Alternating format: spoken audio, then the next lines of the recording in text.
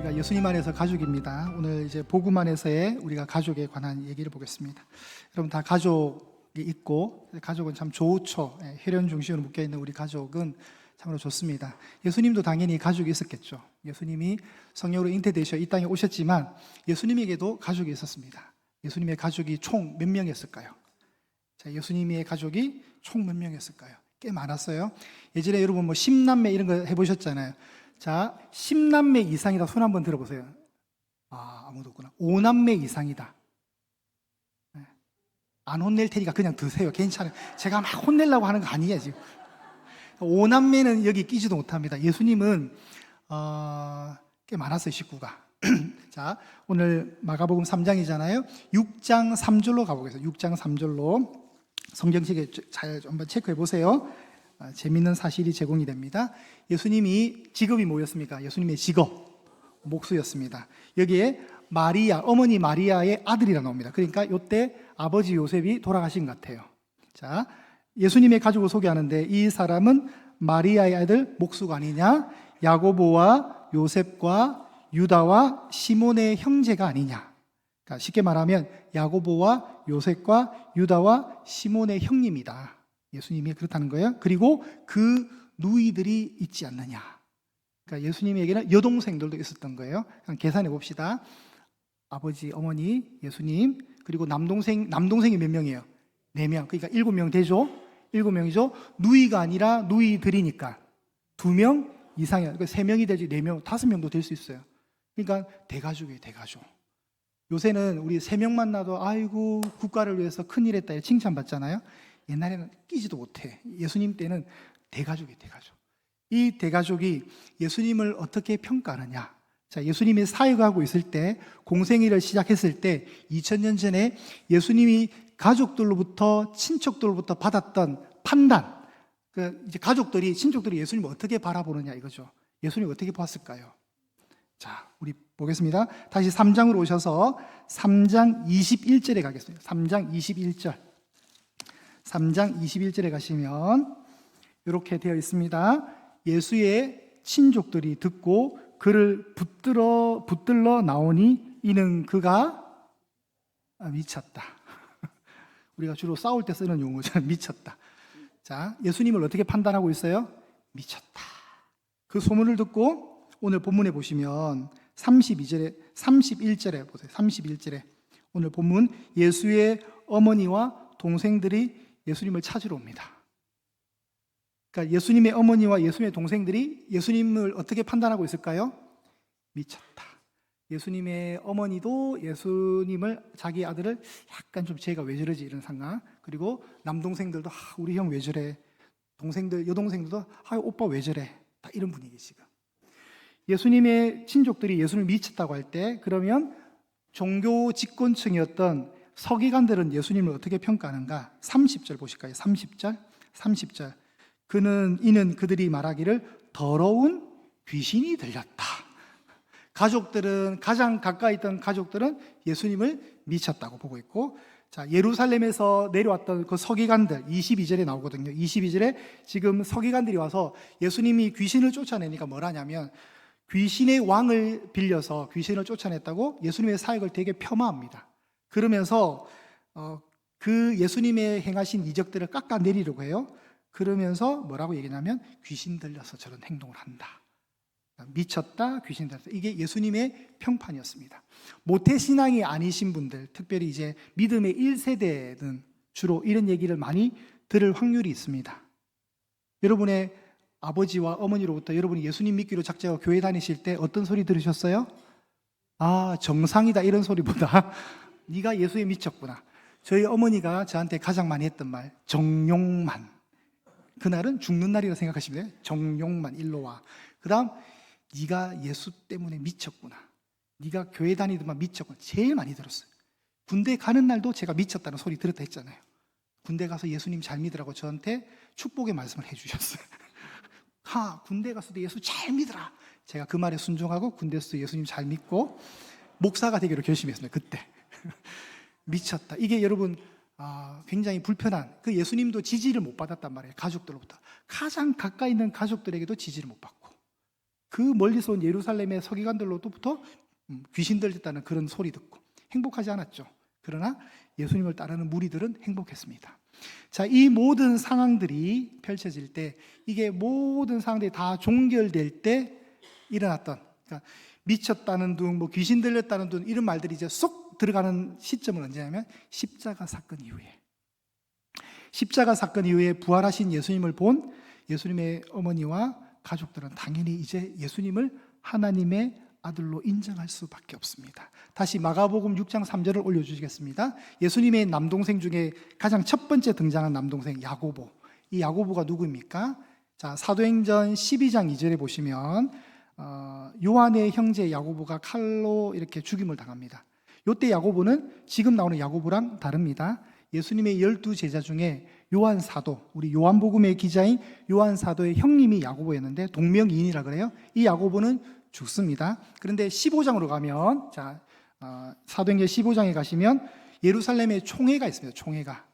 그때 말을 마침에 야고보가 대답하여 이르되, 이런 말을 하죠. 요때 이제 야고보는 동명이인의 야고보예요. 왜냐하면 12장에서 한 명의 야고보가 죽었잖아요.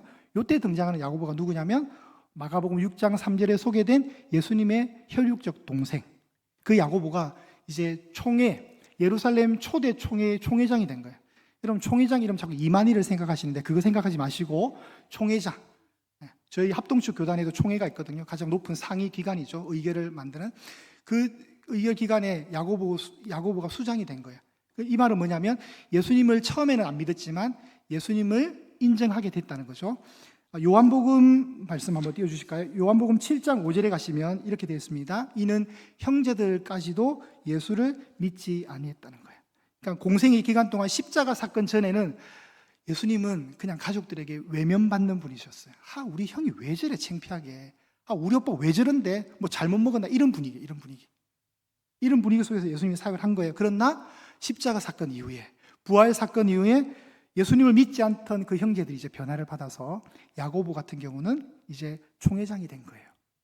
그리고 사도 바울도 이 야고보를 어떻게 평가해 주냐면 갈라디아서 말씀 찾아주세요. 갈라디아서 1장에 보시면 갈라디아서 1장 몇 절이죠?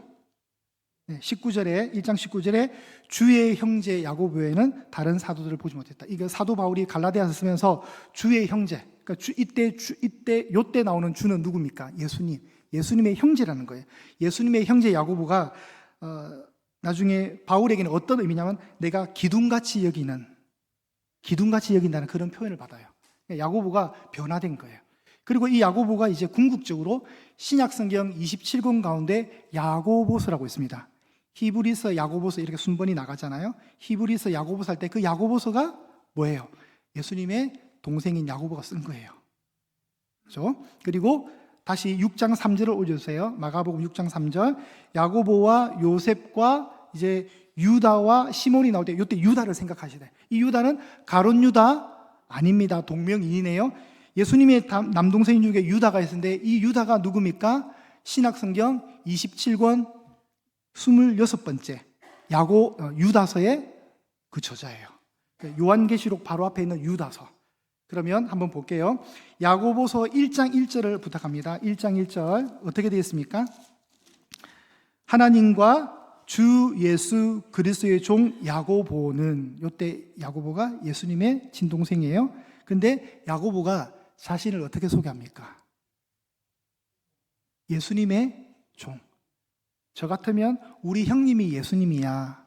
그러면서 저는 벌써 노회장하고 총회장 다 했을 거예요. 어깨에 힘이 쫙 들어가서 나를 무시하지 말라. 나 예수님 동생이야. 근데 야고보는 그렇게 하지 않습니다. 자신을 어떻게 소개합니까? 예수님의 종으로 표기합니다. 겸손하죠? 자, 유다서 1장 1절입니다. 여기는 또 더 정보가 있습니다. 예수 그리스도의 종이요 야고보의 형제인 유다는, 자, 유다서에서 유다는 자신을 이렇게 소개합니다. 나도 예수님의 종이다. 그리고 우리 형님이 야고보다. 이제 가족으로 엮이는 거죠. 이런 분위기예요. 처음에는 예수님을 미쳤다고 불편한 시선으로 예수님의 사역을 바라보다가 이제 부활 사건 이후에는, 십자가 사건이 지나고 나서는 그 가족 모두가 예수님께 돌아온 거예요. 그러니 여러분, 불신의 극복 방법은 불신은 십자가를 통과하면 됩니다. 십자가를 지나면 다 이해돼요. 저보고 미쳤다 했던 저희 어머니가 지금 어떻게 됐을까요? 자기 아픈 무릎에 손 얹고 기도해달라고 저한테 그래요. 바뀌었어요. 이제 제가 주도권을 잡았어요. 제가 주도권 잡았어요. 그러나 여전히 낑낑댑니다. 저는 가면 막 꼼짝도 못해요. 어쨌든 하여튼 그렇습니다. 자, 가족이 된 거예요. 가족. 그런데 오늘 이제 이 아직 예수님을 잘 모르던 이 예수님의 식구들이 오늘 예수님을 찾아옵니다. 그 본문을 다시 보도록 하겠습니다. 예수님을 찾아옵니다. 31절입니다. 그때에 예수의 어머니와 동생들이 와서 밖에 서서 사람을 보내어 예수를 부르니, 이게 어떤 상황이냐면 지금 예수님이 한 집에 들어가셨어요. 어느 집에? 20절에 나옵니다. 20절. 여러분, 마가복음 3장 20절에 가시면 집에 들어가시니 무리가 다시 모여들었습니다. 그러니까 예수님을 따르는 많은 무리들이 예수님의 말씀을 듣고 그 가르침을 받기 위해서 한 집안에 다 지금 들어온 거예요. 사람이 너무 많아요. 꽉 찼어요. 그러니까 예수의 어머니와 동생들이 못 들어오고 있어요. 지금 못 들어오고 있으니까 어떤 사람을 보내서 예수님을 좀 불러달라고 얘기하는 거예요. 근데 이때 예수를 부른다 할 때 부르는 것은 집요하게 부르는 행동을 뜻합니다. 예수님을 자꾸 집요하게 부르는 거예요. 그리고 32절 보시면 이때 무리가 있는 거예요. 집 안에 예수를 둘러 앉아 있다가 여짜오되 보십시오, 예수님의 어머니와 예수님의 동생들과 예수님의 여동생들이 밖에서 찾습니다. 이때도 찾다고 할 때는 그냥 한 번이 아니라 계속적으로 의도를 가지고 찾는 행동을 뜻합니다. 계속해서 저쪽에서도 부르고 집요하게 부르고 이쪽에서도 자꾸 찾는다고 말하고 있는 거예요. 자, 걱정이 되어서 예수님의 어머니와 동생들이 다 총출동했어요. 지금 예수님 보기 위해서. 근데 못 들어오고 있어요. 그럴 때 집 안에 계시던 예수님이 아주 파격적인 말을 하십니다. 33절에 보시면 누가 내 어머니냐, 누가 내 동생이냐, 새로운 얘기를 합니다. 이거는 불효고 호적 끊고 가족관계 연 끊자는 말이 아니죠. 예수님은 지금 혈연 중심의 가족의 개념을 새롭게 더 확대해서 해석해 주십니다. 그래서 34절에 뭐라고 얘기하셨냐면 둘러 앉은 자들을 보시며 이르시되 내 어머니와 내 동생들을 보라. 지금 예수님과 교제하기 위해서 이 집 안에 사람들이 많았는데 한 명 한 명을 둘러보면서 관심을 가지고 그들을 향해서, 그 중에 어떤 연세가 있는 어떤 여성분은 갑자기 예수님의 어머니가 되는 거예요. 그리고 수많은 사람들이 예수님의 남동생이 되고 여동생이 되는 새로운 가족을 얘기합니다. 둘러 앉은 자들을 보시면서 내 어머니와 내 동생들을 보라. 너희들끼리 봐라. 여기가 내 식구들이다. 진짜 식구들이다. 35절에 그래서 우리에게 굉장히 위로가 되는 말씀. 누구든지 하나님의 뜻대로 행하는 자가 내 형제요 자매요 어머니니라. 이렇게 말씀을 하십니다. 이 둘러 앉은 자들이 어떤 모습이냐면 제자적 자세를 가지고 랍비에게, 선생에게 말씀을 듣기 위해서, 청종하기 위해서 앉은 모습을 상상한 모습이에요. 이 모습이. 그러니까 이 사람들은 정말 예수님을 사모하는 마음을 가지고 이 집안 안에 들어온 거예요. 그런데 정작 진짜 가족인 혈육의 가족들은 어디 있어요? 밖에 있는 거예요. 근데 이 안에 있는 사람들은 누굽니까? 다 사회적 약자들이에요. 무시당하고 외면당하는. 누가복음 15장 1절에 보시면 세 가지의 이런 비유가 나온다 할 때 여러분 그 성경의 구절이 어떻게 되냐면 모든 세리와 죄인들이 예수님의 말씀을 듣기 위해서 왔다 그랬어요. 그런 사람들이에요. 그러니까 기득권층이 볼 때는 어울리기를 꺼려하는 죄인들, 세리들, 이런 사람들이 이제 예수님께 오게 됐고 예수님은 그들을 품으면서 진짜 내 가족이라고 얘기하시는 거예요. 누가 내 가족이냐? 이들이 내 가족이다 말하는 겁니다.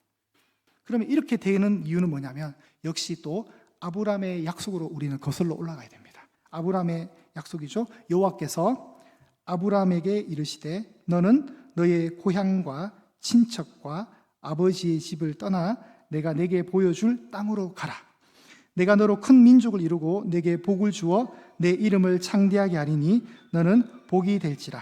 너를 축복하는 자에게는 내가 복을 내리고 너를 저주하는 자에게는 내가 저주하리니 땅의 모든 족속이 너로 말미암아 복을 얻을 것이라 하신지라.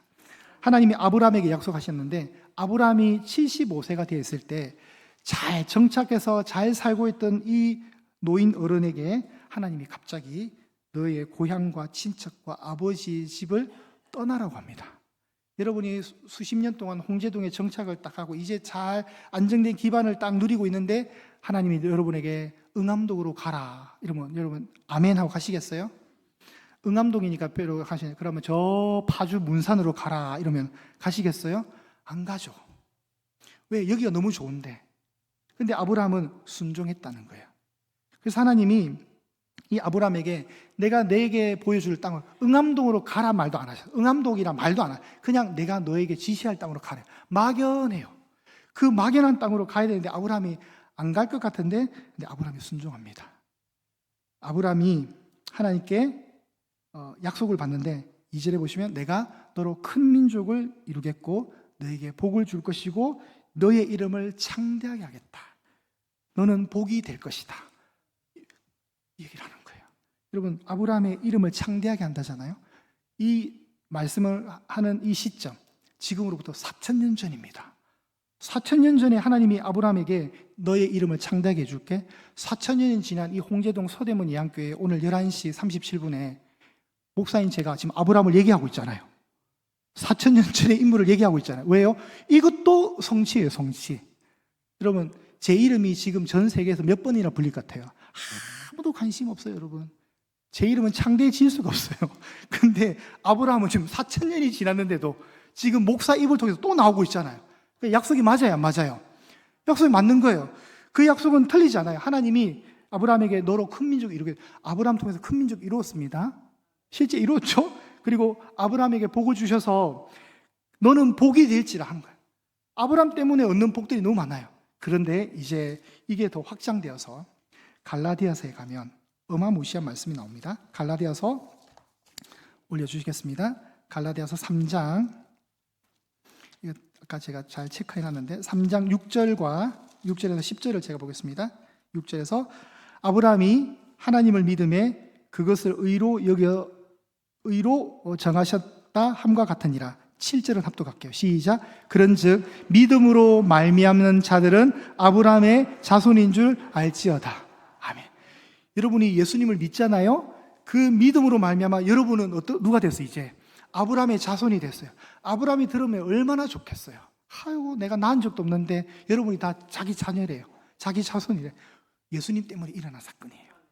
이제 혈통을 넘어서 믿음으로 믿음으로 하나 된 사람들은 아브라함의 영적 자손이 되는 겁니다. 저도 여러분도 이제 아브라함의 자손이고 아브라함에게 복을 주신 그 하나님의 언약의 백성이 된 겁니다.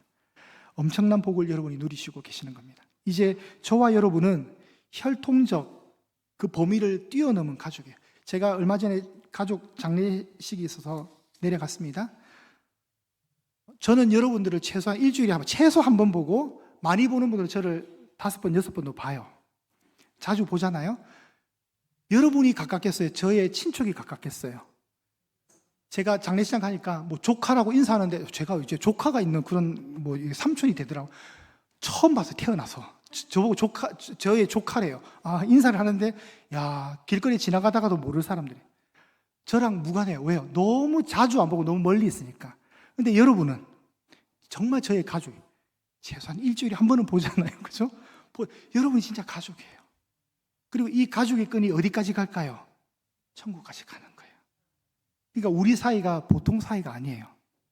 자, 이제 사진 한번 올려주실까요? 저의 새로운 가족을 소개합니다. 자, 새로운 가족이 지난 금요일 날 있었던 사건입니다. 우리 어르신들 모시고 춘천 저기 뒤에 소양강 처녀가 외롭게 서 있잖아요. 저 소양강 처녀를 등지고 우리가 사진을 찍었습니다. 가족입니다. 가족입니다. 피 한 방울 안 섞였지만 예수님 때문에 가족이 되었습니다. 전날 잘 섬기고 왔습니다. 기 다 빨리고 왔습니다. 우리 기 다. 집에 오니까 뻗었습니다. 그리고 또 하나의 가족, 어제 있었던 사건입니다. 전 세계에서 가장 큰 군대 교회입니다. 논산의 연무대 교회인데 어제 세례를 받은 처음 예수님 믿겠다고 결심하고 세례를 받은 청년들이 우리 훈련병들이 1,800명 대단하죠. 여러분, 요새 청년도 교회 안 와요.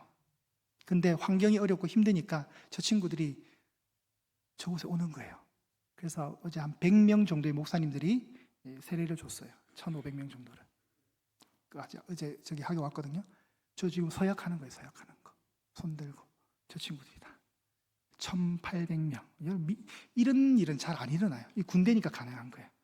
저 친구들이 어제 세례받고 이제 정말 예수님을 진짜 붙들고 얼마나 믿을 줄은 모르겠지만 어쨌든 세례받았어요. 어제 아브라함의 영적 가족으로 편입되었습니다. 입양됐습니다. 하나님의 가족으로. 가족에 피 한 방울 안 섞였지만 우리는 예수님의 그 십자가 사건으로 인해서 한 가족이 된 겁니다. 근데 진짜 예수님의 가족은 어디 있다고요? 오늘 본문에 보면 밖에 있어요. 근데 전혀 무관할 것 같은 사람들은 안에 있고 예수님의 말씀을 청종하고 있습니다. 다시 우리 35절 보실까요? 35절. 누구든지 하나님의 뜻대로 행하는 자가 내 형제요 자매요 어머니다. 누구든지. 그러면 하나님의 뜻이 뭘까요? 하나님의 뜻. 하나님의 뜻대로 행해야 된다잖아요. 하나님 뜻이 뭘까? 하나님이 말씀해 주신 이 말씀을 순종하고 따르는 어떤 행동적 규범도 맞지만 하나님의 크신 뜻, 하나님의 뜻은 뭐냐면 예수를 구주로 인정해라는 거예요. 예수님을 믿는 것이 하나님의 가장 큰 뜻입니다. 그러면 또 우리가 좀 바꿔 말하면 오늘 본문에는 들어가 있지 않지만 예수님이 사역을 할 때 서기관들이 귀신의 왕의 힘을 빌려서 귀신을 쫓아낸다고 막 폄하합니다. 그때 예수님이 한 말씀을 하시는데 28절을 보겠습니다. 3장 28절. 오늘 성경책을 딱 펴시면 나오잖아요.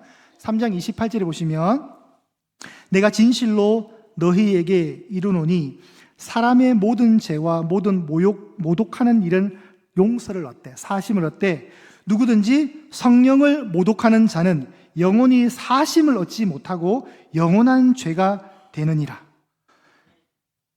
여기에 여러분 완전 극단적으로 분리가 돼요. 여러분이 짓는 모든 일상의 죄들이 있을 수 있습니다. 그 죄들은 용서받을 수 있습니까? 없습니까? 용서받을 수 있습니다. 근데 하나님이 절대로 용서하지 않는 한 가지 죄가 있습니다. 뭘까요? 성령을 모독하는 죄. 그러면 성령을 왜 모독하느냐? 성령님이 어떤 일을 하시냐면 예수님이 하나님의 아들, 예수님이 주인이시다고 알려주시는 분이 성령님이세요. 그게 성령의 사역이세요. 성령님이 진리로 이끄셔요. 성령님은 예수님을 만나게 해주셔요. 그 예수님의 귀한 사역을 모독하는 자, 뭐 한다는 거예요? 끝까지 안 믿겠다는 거예요. 예수 안 믿겠다는 거예요. 그런 말 하지 말라는 거예요. 그 사람들의 대가가 뭐냐면 용서를, 영원히 사심을 못 받는데. 제가 이런 말 하니까 여러분 겁나죠? 여러분은 아무 관계없어요. 괜찮아요? 성령을 모독하는 자는 결론적으로 영원히 용서받지 못합니다. 그 말은 뭐냐면 예수를 안 믿겠다고 의지적으로 거절하는 사람이에요. 그 사람은 영원한 죄가 되는 거예요. 그런데 반대로 하나님의 뜻대로 행하는 자, 그 하나님의 뜻은 뭐냐면 예수님을 믿는 믿음의 고백이에요. 그 믿음의 고백을 믿는 자는 뭐가 되냐면 하나님의 아들, 딸들이 되는 겁니다. 누구든지 예수님을 구주로 고백하는 자는, 저 반대쪽은 그 예수님을 안 믿겠다고 거절하는 자, 이쪽은 예수님 믿겠다고 예수님의 집 안으로 들어온 사람들이에요. 그들은 뭐가 되냐면 내 형제요 자매요 어머니가 된다는 거예요. 새로운 가족의 정의를 허락해 주시는 겁니다. 이 사실이 오늘 우리 말씀 속에 있는 겁니다. 여러분은 성령님을 모독하는 분이 아니에요. 그러니까 아무 상관없어요. 그런데 결과를 보자는 거예요. 결과를. 이 끝점을 보자는 거예요. 결국 여러분 예수님을 안 믿으면 영원한 형벌을 받습니다. 예수님을 결국 안 믿으면 그 예수님을 안 믿는 죄는 영원히 용서를 못 받아요. 그런 무거움이 있습니다. 그러니까 사람들이 함부로 하나님 안 믿겠다, 예수가 누구냐 삿대질 하잖아요. 지금은 우리가 증명해야 할 길이 없어요, 사실은. 그러나 예수님의 재림의 순간 그 모든 게 끝나게 될 거예요. 판가름 될 거예요. 여러분, 우리는 예수님 믿습니다. 그럼 이제 우리는 어떻게 살아야 할까요? 우리는 이제 두 가지의 모습입니다. 밖에 서 있는 종교인으로 있을 것인가, 안으로 들어와 있어서 갈급한 마음과 빈손을 가지고 예수님의 말씀을 경청하는 예배자가 될 것인가. 부디 여러분 후자가 되시기를 축복합니다. 여러분, 우리도 잠깐 정신줄 놓으면 밖에서 예배 드릴 수 있습니다. 왜냐하면 밖에 서 있는 그 예수님의 육신의 가족들이 쥐고 있는 건 뭐냐? 핏줄의 자격증이거든요. 핏줄의 자격증. 그거 가지고 지금 얘기하는 겁니다. 내가 오늘 지금까지 내가 모태신앙으로 살았는데, 내가 이 교회에서 직분을 맡은 지가 몇 년인지, 내가 얼마나 많은 헌금을 했는데, 이 영적 기득권이에요. 그거 갖고 자꾸 주장하고 그 종교적 이력서를 가지고 자꾸 서면은 여러분은 역설적이게도 밖에서 예배드리는 자예요. 그런데 이 예수님 주위에 둘러앉은 무리들처럼 나는 죄인입니다 라는 손가락질을 받는 그 사회적 약자들, 병자들, 세리들, 가난한 자들은 아무것도 내세울 것 없는 혈통과 자랑할 종교적 그 어떤 것 이력서도 없습니다. 그렇지만 그들은 뭐가 있냐면 그들에게는 빈손과 갈급한 마음이 있습니다. 그리고 예수님의 말씀을 듣고자 하는 갈급한 심령의 경청의 예배자의 자세를 가지고 있습니다. 오늘 이 시대에 우리에게 필요한 것은 뭘까요? 경청하는 예배자입니다. 갈급함과 빈손 가지고 오십시오. 여러분, 내가 지금 믿은 연차가 얼마인데 오늘 목사님 설교 그거 안 들어도 된다 이런 게 아니라 여러분, 여전한 갈급한 심령으로 오셔야 돼요. 그리고 이 말씀에 귀를 쫓기 세우고 혈통적 이력서 다 포기하시고 영적인 기도권 다 내려놓으시고 겸손한 마음으로 이 공간 안에 들어오셔서 예배할 수 있기를 축복합니다. 그렇게 돼야 돼요. 그렇게. 근데 어느 순간 우리 의가 가득하면 예배를 경홀히 여긴다니까요. 내가 다 쓸 거 다 쓰고 주일인데도 내 쓸 시간 다 쓰고 남을 때 그럼 오늘 예배나 갈까? 그래서 오시면 안 돼요. 그건 정말 예수님의 가족의 모습이 아니에요. 정말 하나님 원하시는 것은 언제든지 내 품에 와서 말씀을 들으라. 예, 알겠습니다. 순종. 여러분, 아브라함이 순종했기 때문에 복을 받는 겁니다. 그죠? 아브라함의 순종, 가라 할 때 간 거예요. 떠나라 할 때 떠난 거예요. 아무것도 모르고 간 거예요. 근데 그게 복이 되었어요. 오늘 뭐예요? 예수님의 뜻, 예수님의 품 안에서 순종하며 말씀을 듣는 이 집 안에 있는 이 소외된 이 약자들의 행동은 우리에게 귀한 모범이 되는 겁니다. 여러분, 우리가 어떤 자세로 살아야 될까요? 자격과 공로를 내세우는 것이 아니라 하나님의 그 은혜를 사모하며 늘 가난한 마음으로 이곳에 오셔서 말씀 듣는 겁니다. 들으면 뭐가 생길까요? 믿음이 생기겠죠. 그 믿음은 또 어떻게 할까요? 자라겠죠. 성장하겠죠. 그걸 하나님 원하시는 겁니다. 예수 그리스도를 아는 믿음과 그 지식이 더 날로 견고해지시기를 축복합니다. 어제의 믿음 자랑하지 마시고 다시 새로운 마음으로 늘 겸손한 마음, 빈손 보이십시오. 갈급한 마음 보이십시오. 그리고 여러분이 주님 안에 들어오셔서 진짜 가족으로서 살아갈 수 있기를 축복합니다.